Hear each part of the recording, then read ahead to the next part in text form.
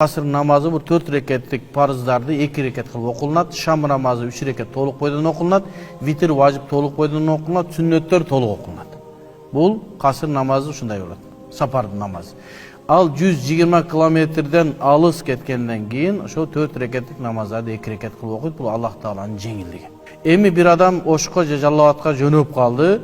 Aeroporttan samolyottan uçkan adam. Bişkektik. O joldan çıkıp Bişkek büttü degen kires kelet go. Oşonun nar жагына баргандан кийин уже касыр кылып окуй берсе болот. Башкача айтканда өзү жашаган шаардын чегинен чыгыш керек. Касыр кылып кайсы бир жерге барганга чейин касыр кылып окуп баргандан кийин дагы бир эреже коюлат. Ал эмне? Ошол жерде канча турасың?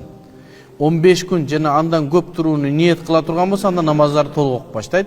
Андан азыраак болсо 4 рекеттиктерди 2 рекет кылып окуй берет. Касыр намазынын немеси, маселеси мына ушундай.